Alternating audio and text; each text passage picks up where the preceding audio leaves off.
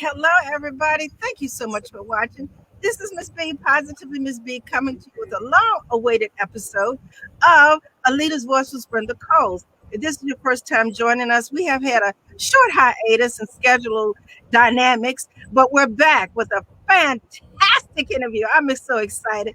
Chaplain Cole is Brenda Cole's special guest today, and we're going to be talking about a topic that's very near and dear to our hearts. Again, this is Ms. B, Positively Ms. B. I am the CEO of Storm Talk 365, a faith-based podcast network where we help you to talk to the storms in your life. I'm also the CEO of Storm Radio 24/7, where we talk about arts, business, entertainment, and more. But today, it's a leader's voice. Brenda has been with me for a while, and this is a very special episode. So, Brenda, just in case we have some new viewers who have been attracted by your guest, Chaplain Cole, please tell them just a little bit about yourself before we move on to Chaplain Cole. Okay, thank you, Ms.B. I am Brenda Cole, the president for the Richmond, Virginia chapter of the National Action Network, and our founder is Reverend Al Sharpton. Our founder and national president is Reverend Al Sharpton.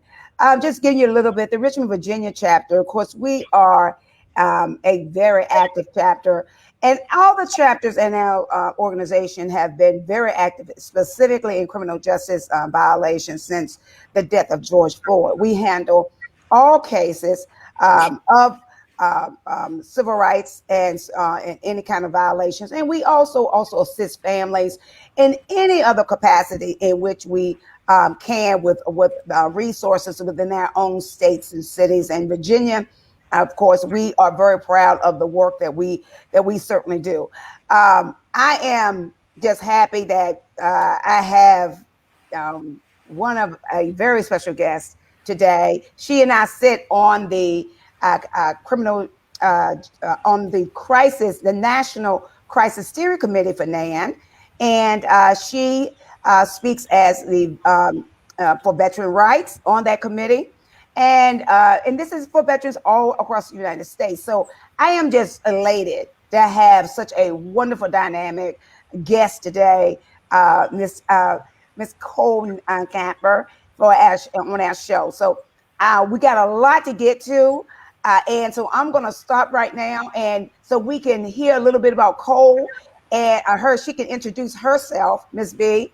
And so we can see so many families, even in my own family. My son is a veteran. All of my in-laws are veterans. So in my own family, we got a lot of questions. Well, all right, there you have it, Chaplain Cole. Please honor us with a short introduction of yourself and how you met Brenda again. Well, thank you. First of all, thank you so much for the warm welcome and the good energy. I know how much was put into having me here, and I'm just very thankful and prayerful to you. So let's see. I don't want to spend a whole lot of time talking about myself because there's so many questions, right? So I'll just say this. My name is Chaplain Cole Knapper. People call me Chaplain Cole. And my ordination as a chaplain is through the National Action Network, founded by the Reverend Al Sharpton. And I met Miss Brenda Cole's, doing the civil rights work involved with that. And I've been blessed and so fortunate to be able to work with her. She is one of the leading civil rights leaders in the entire country, and I don't know that she gets all of the credit that she deserves for the work that she does. So you both have said that you have veterans in your life that you have raised, and I am sure that they are experiencing difficulties with their benefits, because as I have found out, having only been out of active duty for less than a decade, many veterans, particularly veterans of color, experience difficulty receiving their benefits from the United States government, regardless of who's in the office, Republican or Democrat. So we have a lot that we need to fix. And I'm here and excited to talk about that today and to represent National Action Network. You know, there is a lot of information that we want to share, but what I want the people to respect is your experience in the military personally, and the fact that you're not just out here picking up a cause. There's some valid concerns when it comes to the benefits, and not just benefits, but treatment of the homeless, the elderly, mental health issues, just basic health care in general. And so as we move into the interview, Brenda, I know she's your guest, so I'm going to let you start with your questions for her first, please. Well, thank you, Ms.B. First of all, which you just named, actually, a lot of the issues in which, especially out some of the veterans that are having issues with housing. That's a grave concern because they are on the street. And now, let me ask you this, Chaplain Cole. In regards to the housing, it was my understanding that most states, and I may be wrong, that if you are a veteran, that you are entitled to be able to apply for housing and put it up on a top of a list to be able to get that housing. Am I incorrect on that? Because I do know Virginia has such a law that was signed in by Governor Northam, and then it was my understanding that that was also something that was nationwide. So can you give me some light on whether or not you've heard about whether or not veterans are entitled to getting housing versus being on the street? Yes. So I can't speak to specific programs, but I can tell you that there are federal programs there that guarantee veteran status, which is a preferred status. And there are specific programs for veterans that are federally run, and there's state-run programs as well. So you're in Virginia, and I know for a fact that, that's so many of our federal programs are located in your area. So are you saying that you've had specific people who have had issues? Oh yeah, absolutely. And we have had specific people. It's all over.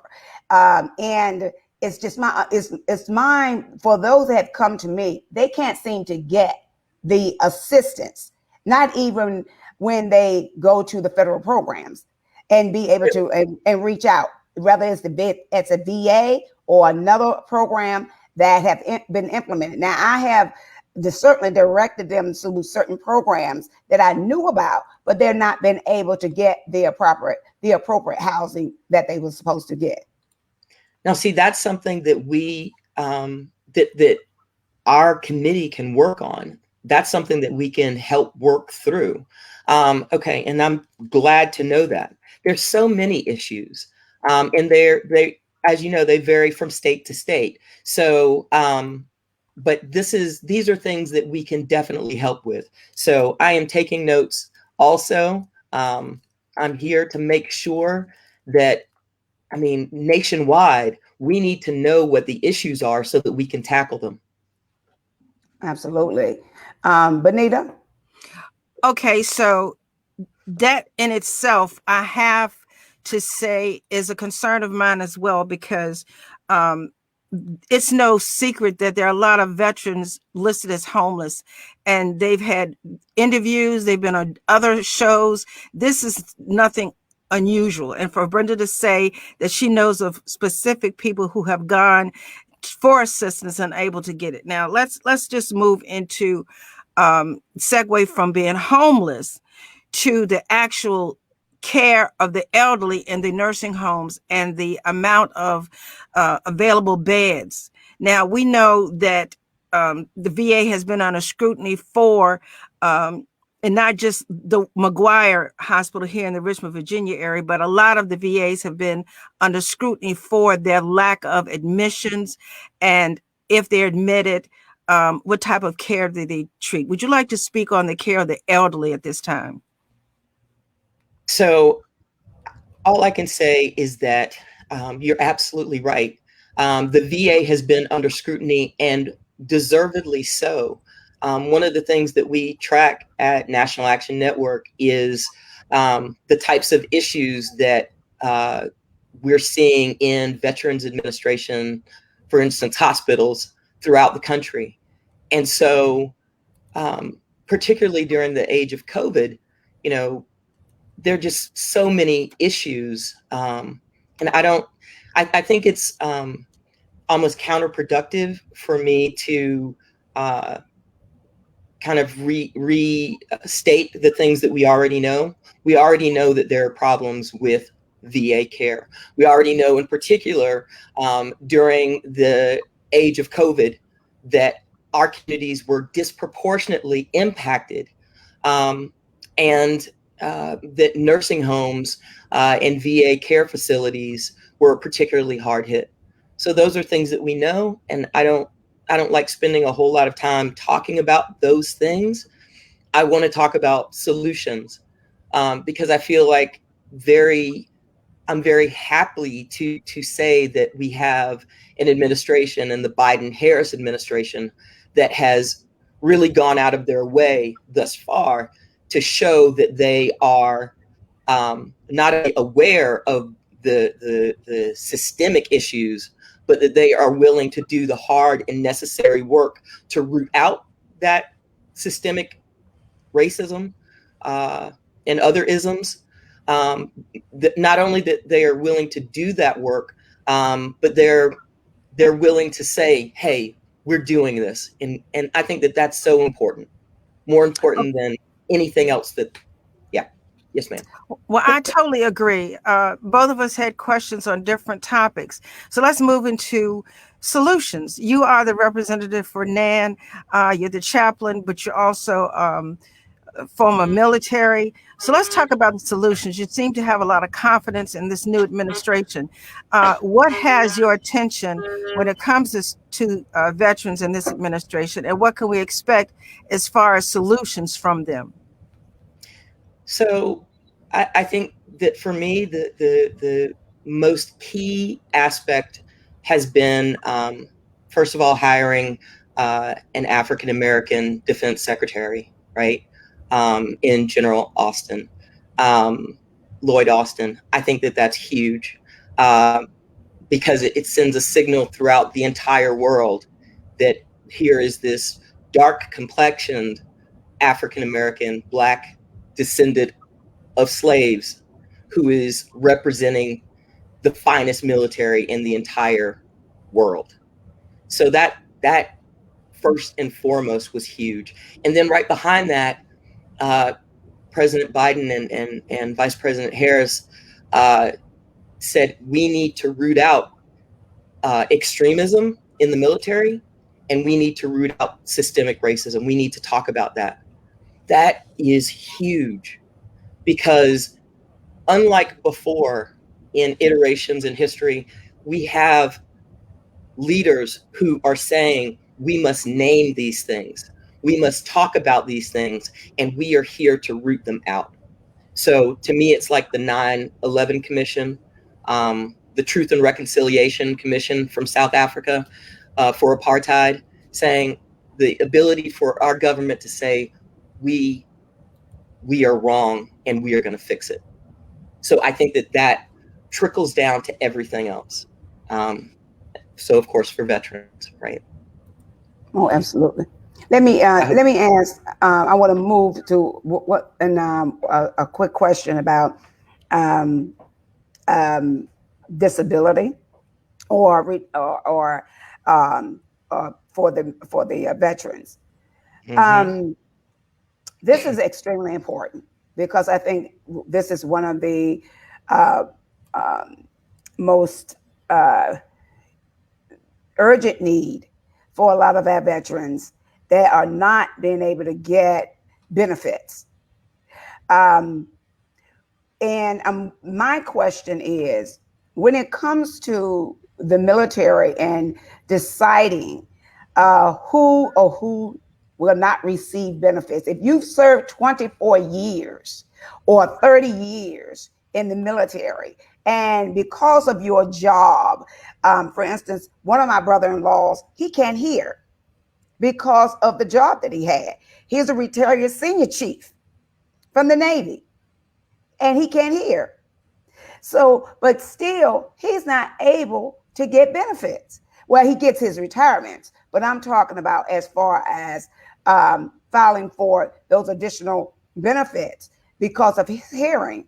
And so, what steps do the military that you know of that the military takes when they make a decision whether or not you're gonna get benefits for an injury that was caused by while you was in the military?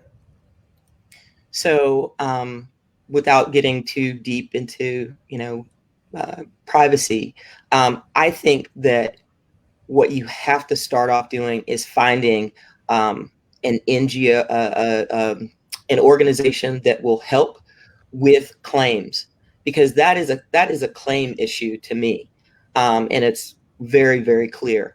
It is no secret you have to fight for your benefits. I don't know why that is. I'm just, I've only been doing this work for a couple of years. I'm learning as I go.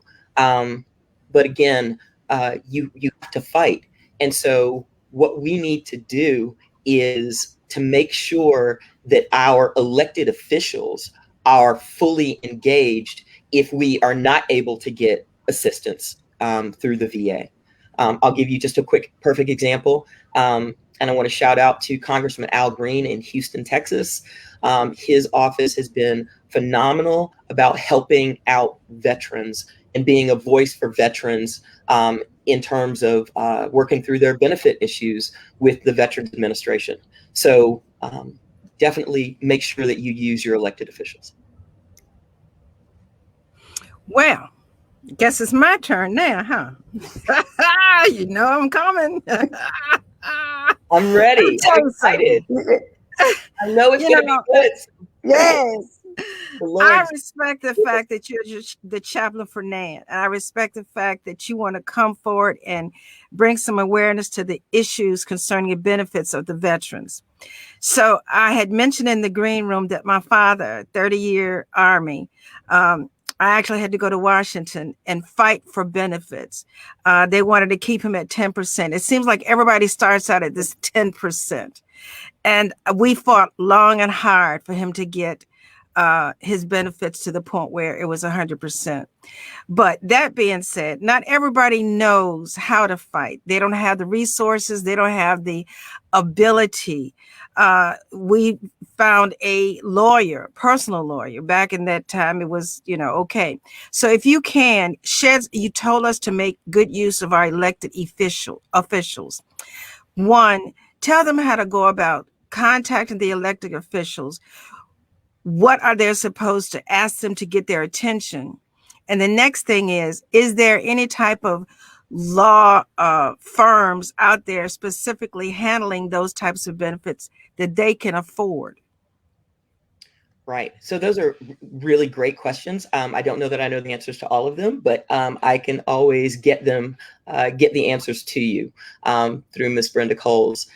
So I think that really there is the best thing for people to do is to Google your elected official, because I don't know where you are in the country.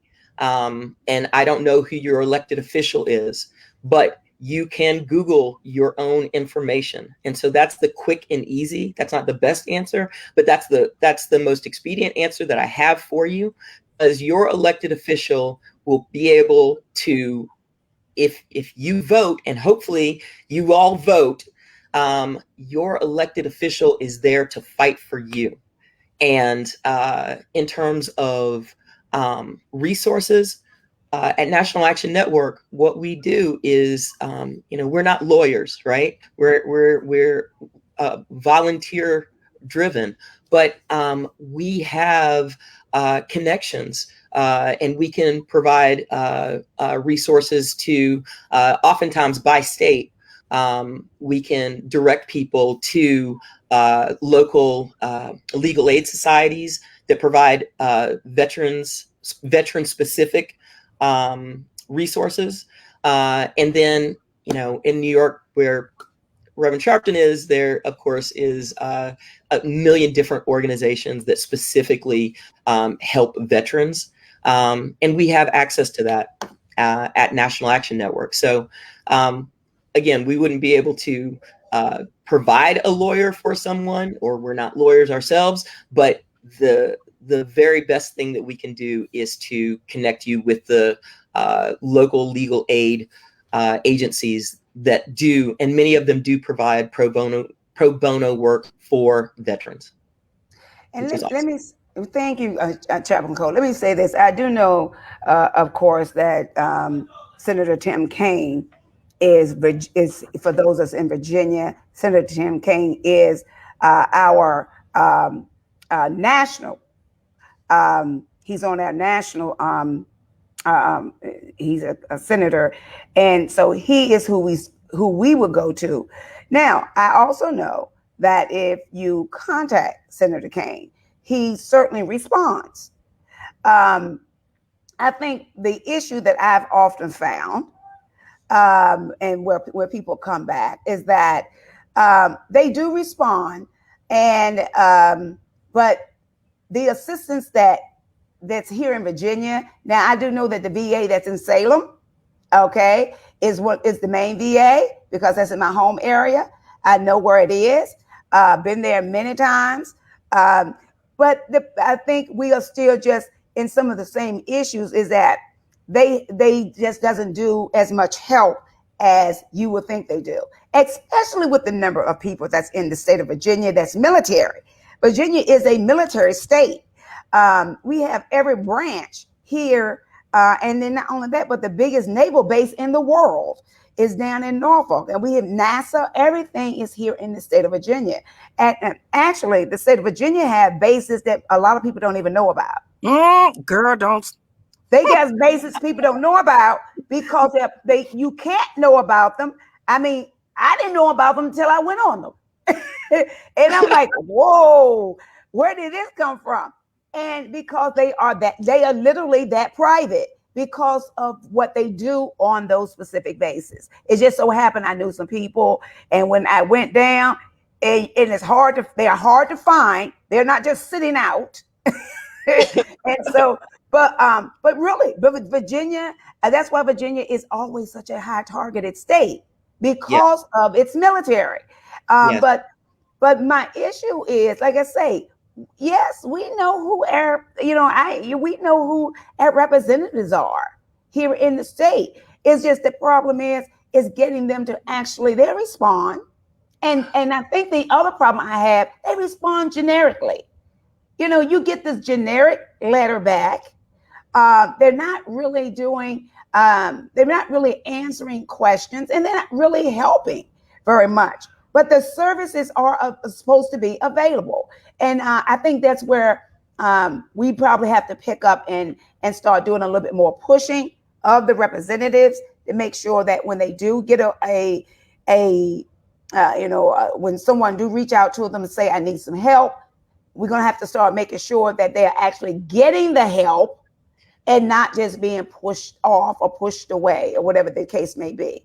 And because there's just too many people out here that's not getting benefits that should be getting their benefits. They spent too many years, like with Miss Benita, I'm sorry, Miss B just stated, her father spent 30 years in the military. When you're spending these many years in the military, and you know that your injuries are caused by that service, you should be getting those benefits. Absolutely. Ms. B, how long did it take you to actually, from beginning? With my dad? With your dad, yes, if you don't mind.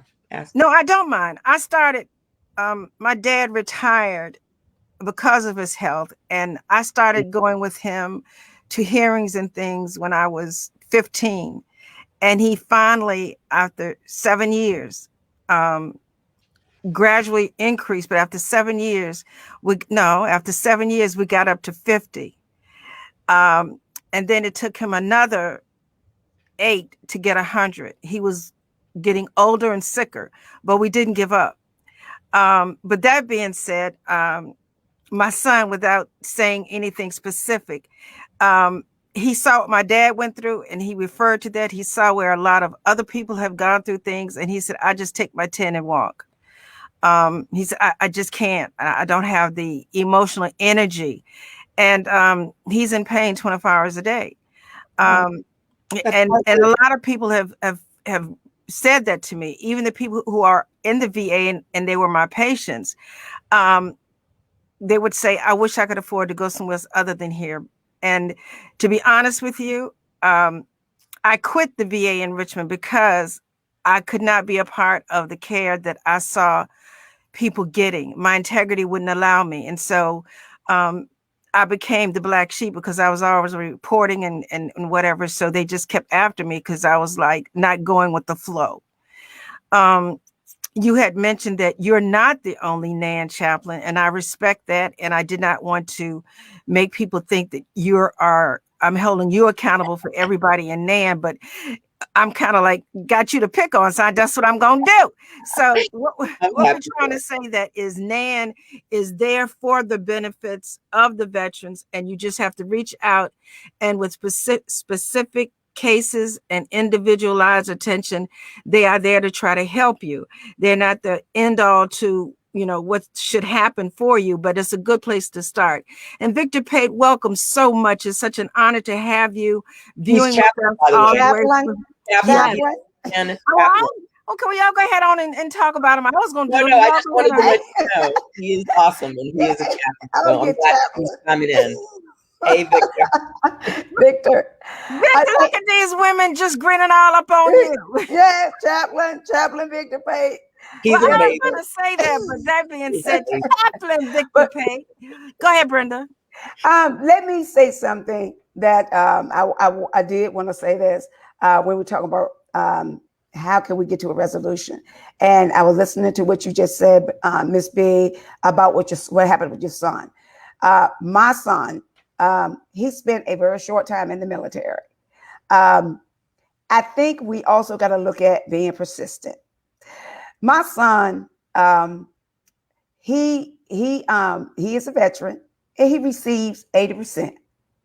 Now, but this was the funny thing. My son was so persistent.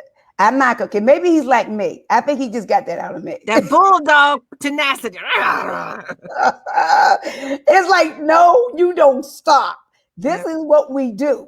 Yeah. So, but I would never forget when my son came home, and when he would come home and I would, deal with a lot of the issues that he was dealing with serving in Iraq. And he does suffer from, I'm not going to go into the details of his, what the injuries that he suffered. But one thing he did not lose is that persistency. And he would call the VA every single day morning. Whenever he was here, I would hear his phone going off at 8 in the morning. I'm like, son, what are you doing? And this is when he was, he was coming back and forth, and he was like, oh, I'm calling the VA. I got to check on my benefits. Absolutely. And I'm like, every day? He said, every day. You can't give up. As a son, every day? He said, every single day I called them. And so, and then, my son, and he was only in there for a short time, and my son gets 80%. So I want to say, we got to be persistent. You cannot give up. I mean, even my family members say to me, how did he get 80% when, my sister's family members, their husbands have spent, I kid you not, 25 to 30 years, and they are all injuries from the military, and they cannot get benefits. Let me just move on because I want to take a short break. Again, using my father and my son as a contrast, there are a lot of people like my father with their bulldog tenacity. I almost died for you. You owe me.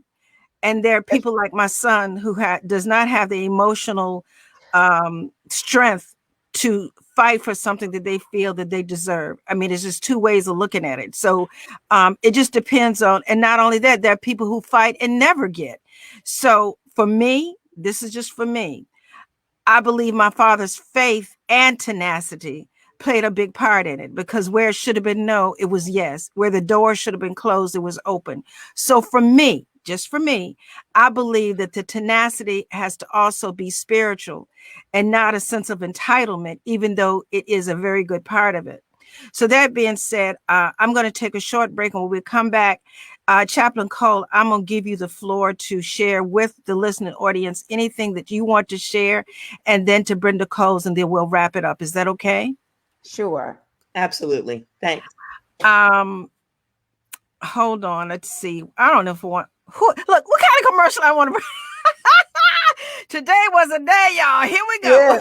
Yeah.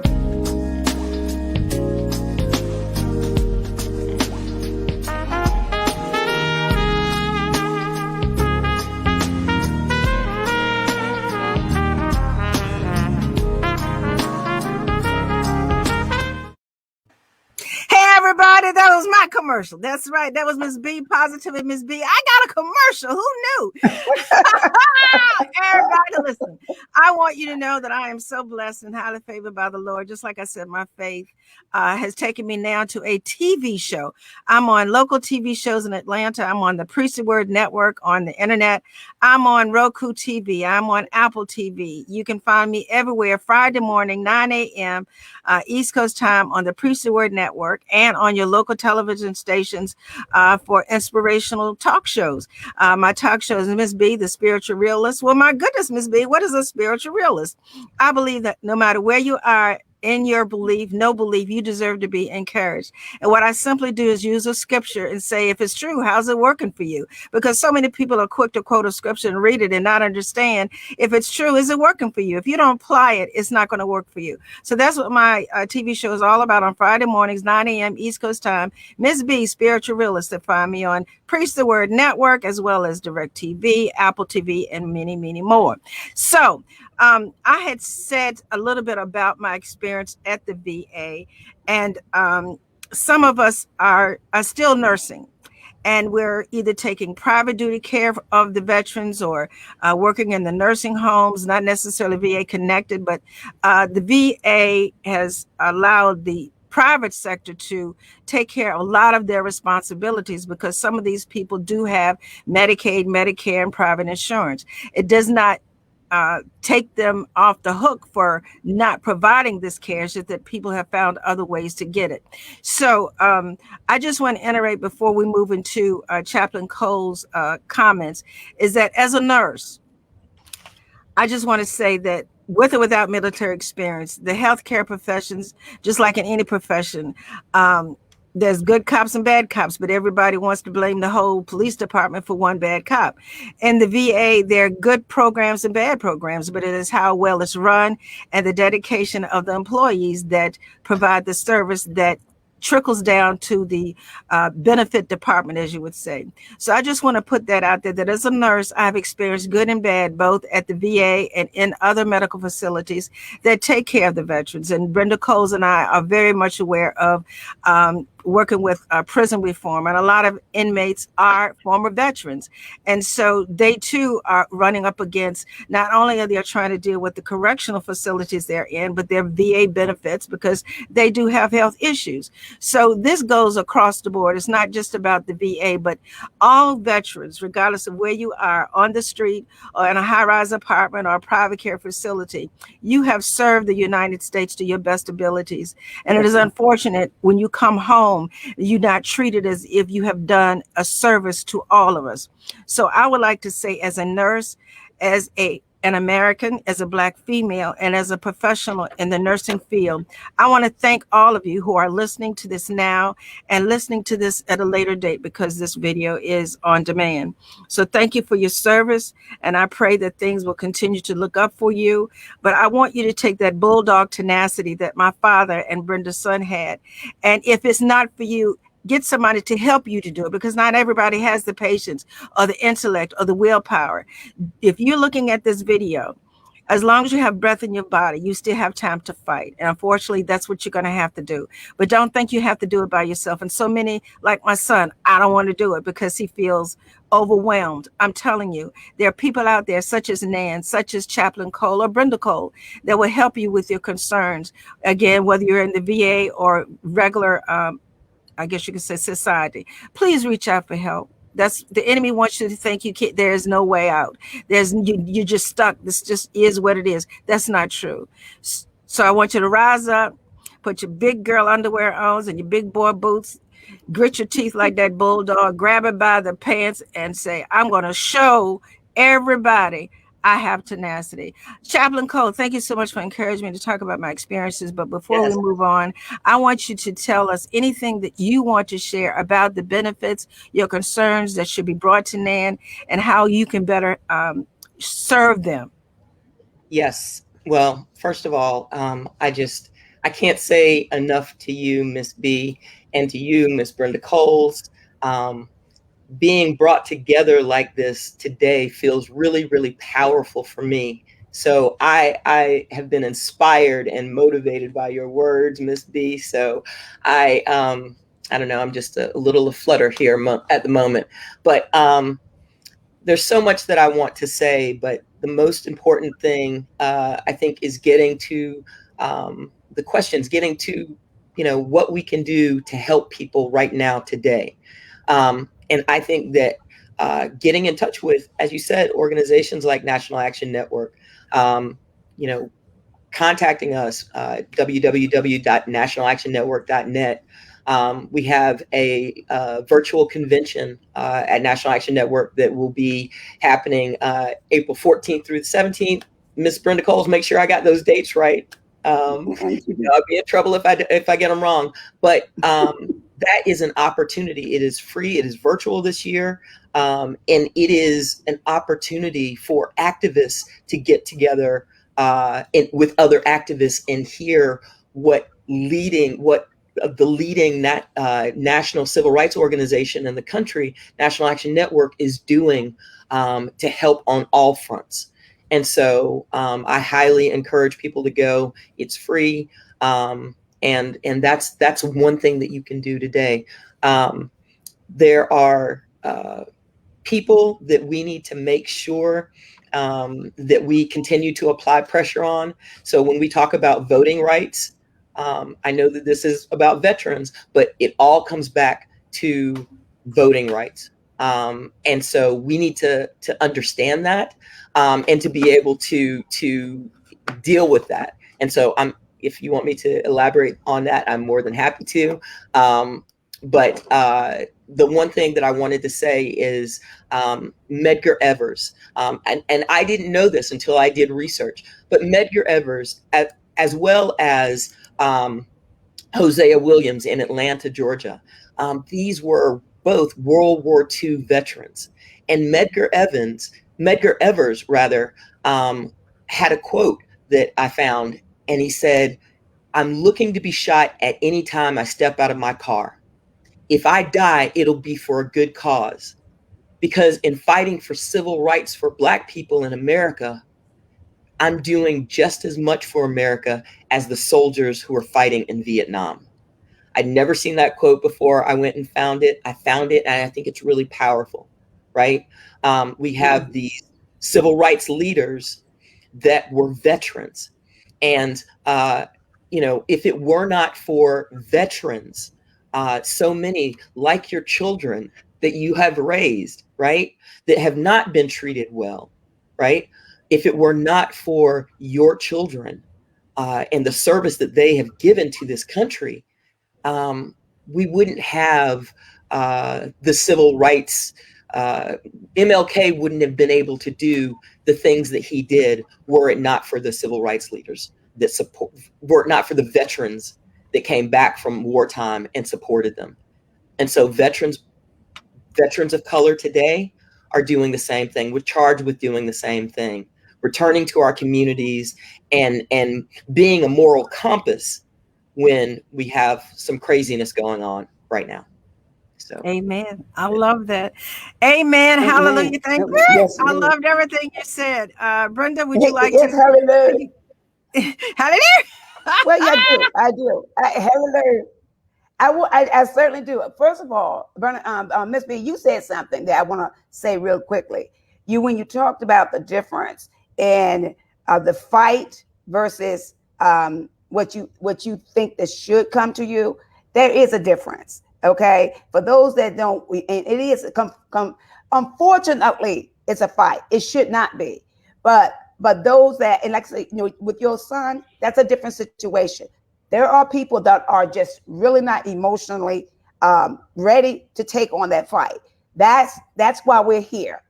Okay. And I want to say that to everybody. That's why we're here. That's why we have Chaplain Cole. That's why we have the National Action Network. We want people to be able to come forward and say, I need that advocacy. We are not lawyers, but we are advocates. And we are, and like Ms.B say, I am a bulldog. I don't give up. And I thank God for that.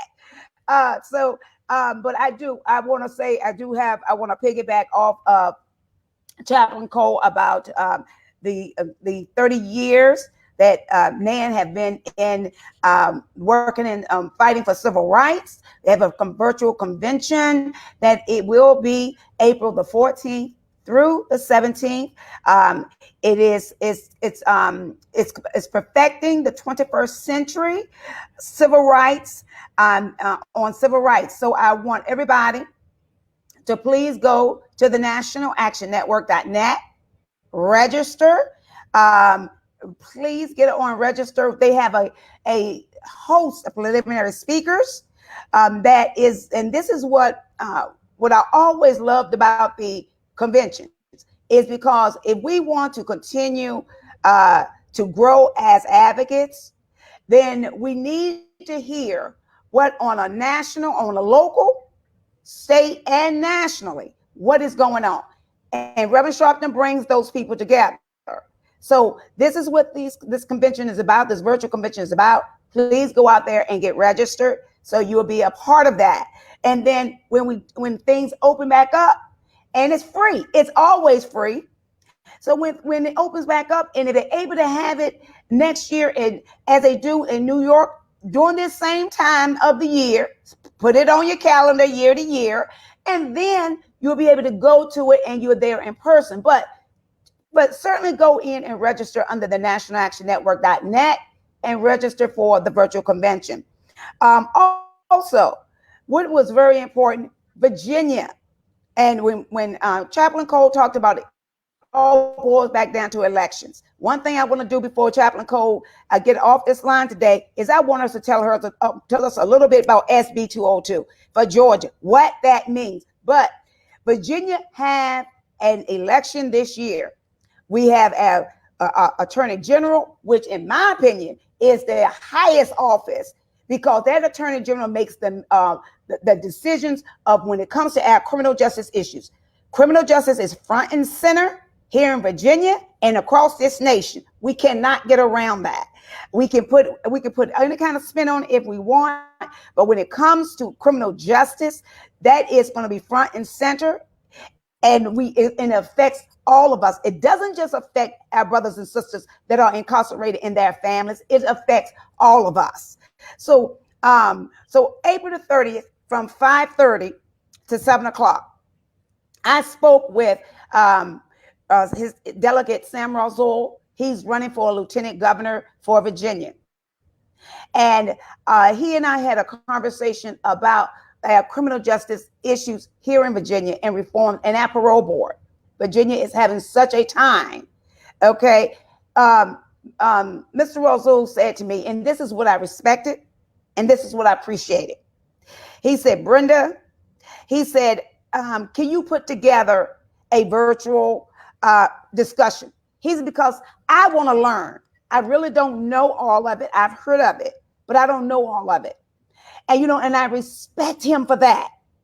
Because when any time someone's running for office and they want to pretend like they know everything and they don't want to listen to the people on the ground like us, We are on the ground. We know because we get the calls. We are servicing these people, the same people they want a vote from. And so Delegate Razul will be the Richmond, Virginia the Richmond, Virginia chapter National Action Network, along with Sam Razul for Lieutenant Governor. We will be organized. We are organizing a discussion on criminal justice and resolution. We always want to have a resolution, and that's going to be April the 30th from 5:30 to 7. We are getting the flyers ready that will go out. We're going to get everyone registered. We want everybody to get registered so you can listen to if Delegate Razul becomes your next lieutenant governor here in Virginia, then you need to hear him. You need to be there on that call, on that discussion. The other two people, first of all, I want to say this. Our Ms.B have graciously accepted my invite to be the host. And I am so thankful that she is going to be hosting. And you can't find a better person. You can't find a better person. And that's why I wanted her to host it. And the other two people that will be on this discussion is going to be Willie X. Brown, who served 35 years and 11 months incarcerated. He went in at the age of 14 years old. And this man had been out a little over 2 years. And you would never find the most perfect example of someone that has been incarcerated that long with this heart and the spirit that this man has. He works with the parole board. When I say work with, he talks to them about other brothers and sisters that are being released. He works with our returning citizens, getting them acclimated back into the community so they won't reoffend. Brother Willie have started his own clothing line. And it's called Borderline Unlimited. And it just means all positive affirmations. Be you, be positive. It's just be. And be authentic. Be truthful, be real. I absolutely love the work that this brother has done since he has been out. The other person that will be in the discussion with candidate Razul will be Lily Branch Kennedy. Those that have heard of the Fishback Bill, Lily Branch Kennedy wrote and had two bills passed. One is dealing with the Fishback Bill.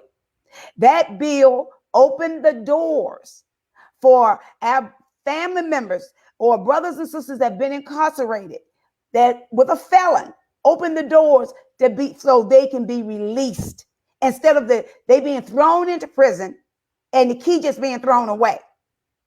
So these are the people that will be on this discussion with candidate Razul, because these are the people that he need to hear.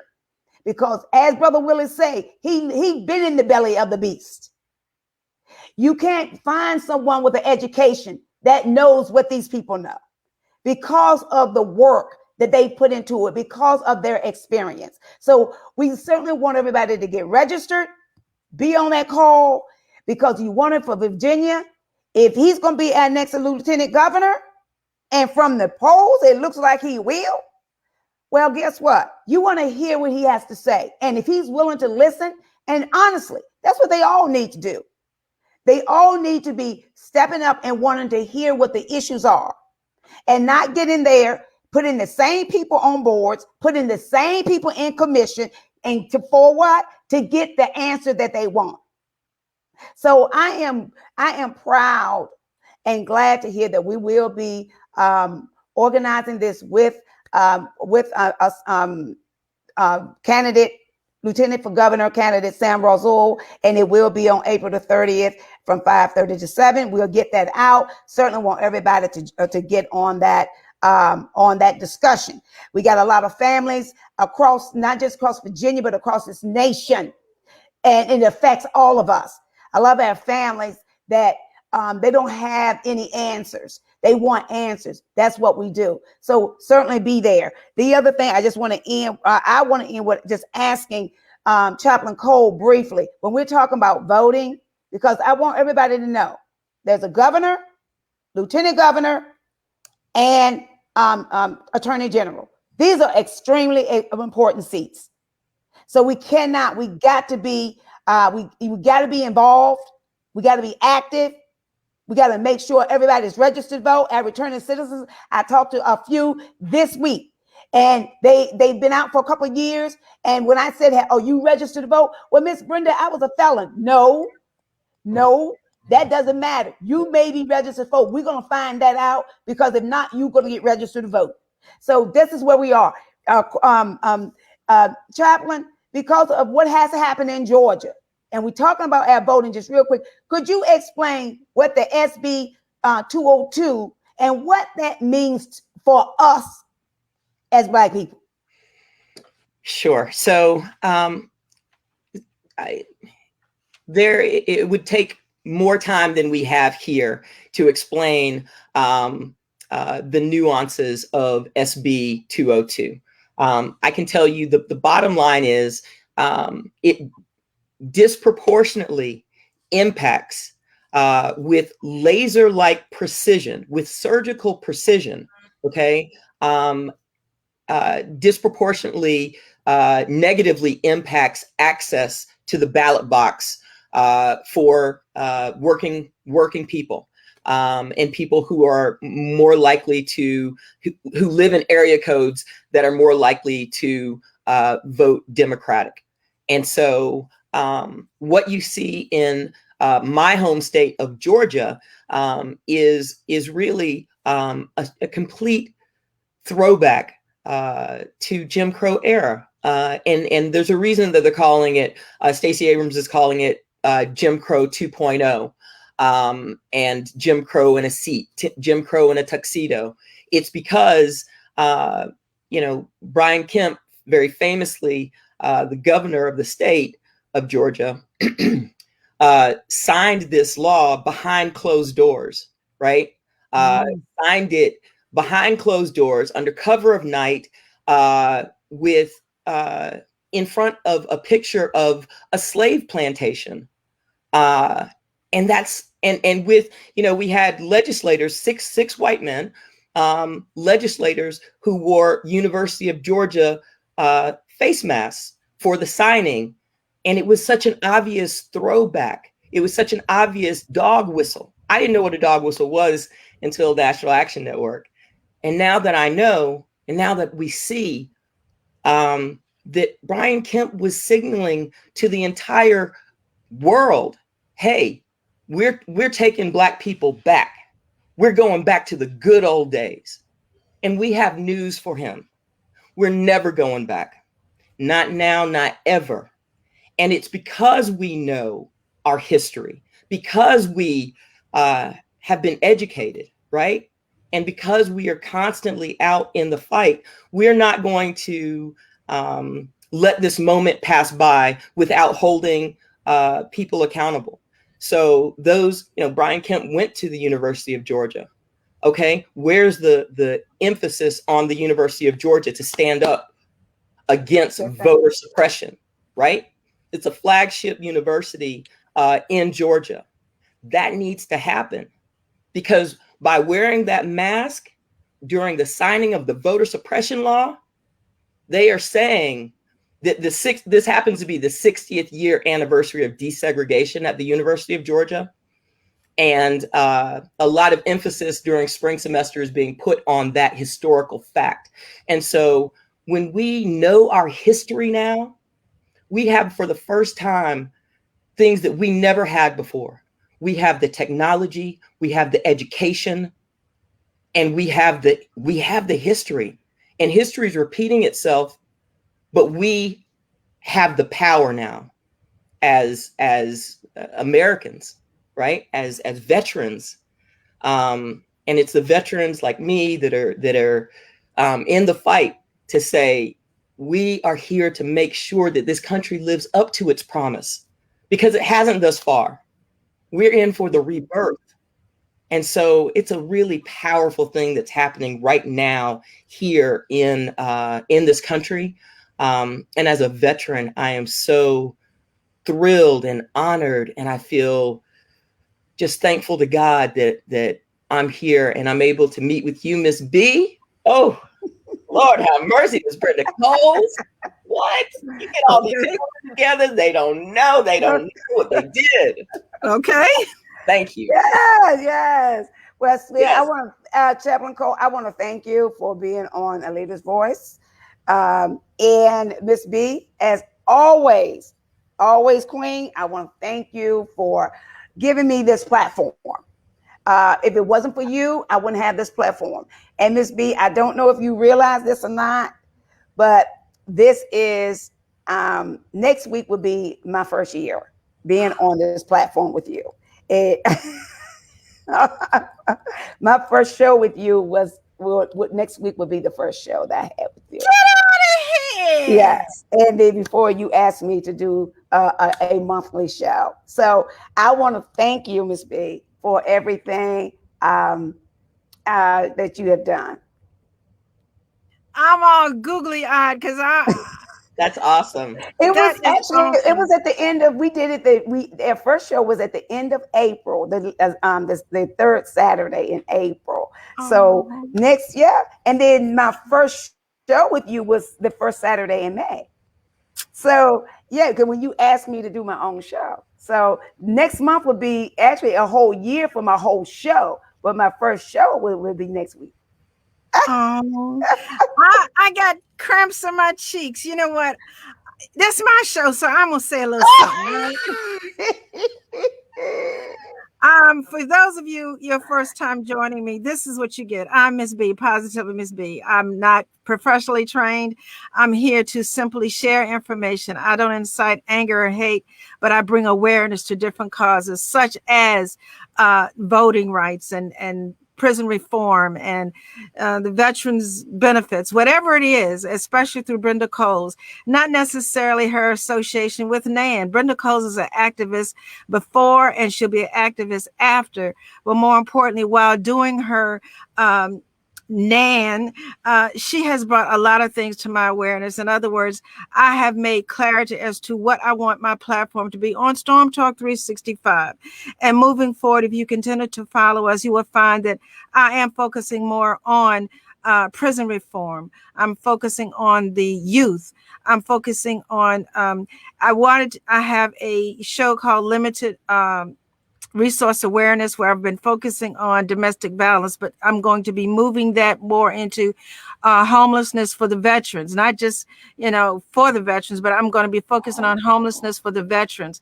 There are a lot of things that Brenda Coles has got me involved in to help me clarify what is this platform all about, because I'm a woman of faith and I'm not here for entertainment. I want to set the standard higher for people who are podcasting, because I don't just do videos for entertainment.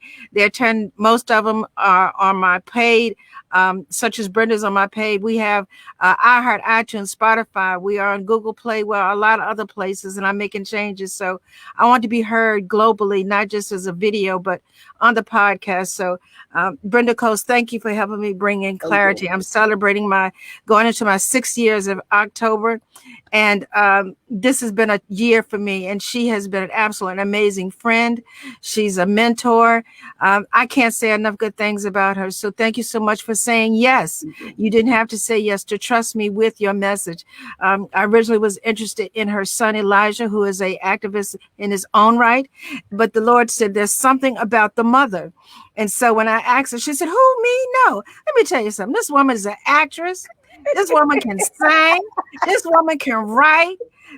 You know what? I ain't gonna put you out there like that, but y'all need to look up Brenda. Brenda been in movies, not just plays. She's a movie actor. Okay. All right. And when you say don't turn loose, don't you forgive me, Lord? Don't piss her off. That's a God on the truth. I'm not gonna. I have to admit that. But that being said, thank you, Brenda, for saying yes.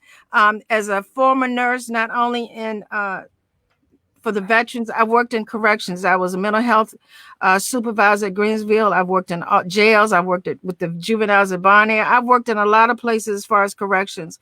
So working with Willie X is something that I'm looking forward to doing. We've talked about bringing him on, doing a prison reform podcast, and bringing on people who are still incarcerated and released. We're going to be interviewing him about his clothing line. There's a lot that I want to do with Brother Willie X and his associates. So look more for Willie X to be seen on Storm Talk 365. Brenda Coles, again, I thank you. Happy anniversary. Chaplain Cole, if you would just hang out just a few minutes so I can holler at you.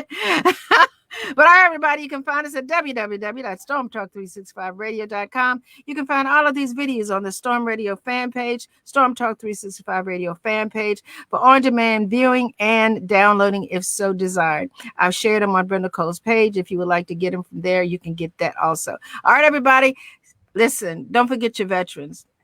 You want to talk about freedom? Don't forget your veterans. And to come home and be treated like junk, that's all I'm going to say. What are you doing? Like I said on my show, if it's true, how's it working for you? If you believe in freedom, how's it working for you? What are you doing? Why do we have so many homeless veterans and hungry veterans? Why do we have people who are living? Listen, let me just say this, and I know I'm getting ready to go. How about people living on base needing food stamps? That's right. Getting their car repossessed. What about people who, you talk about still enlisted and suffering. You understand what I'm saying? Yes. I'm not saying that we're taking, shots here, but I'm just saying you don't have to be retired to be mistreated, and they're still serving their country. The repo man pulling up every day, people getting evicted every day, but they enlisted in the military. That's all I got to say. That being said, I love all of you. Thank you so much. You all have a blessed day, and we're going to end it on this note. Live like you believe what you believe, but know what you believe. If not, study and then apply it. Otherwise, you're going to keep falling for anything. Have a blessed day, everybody.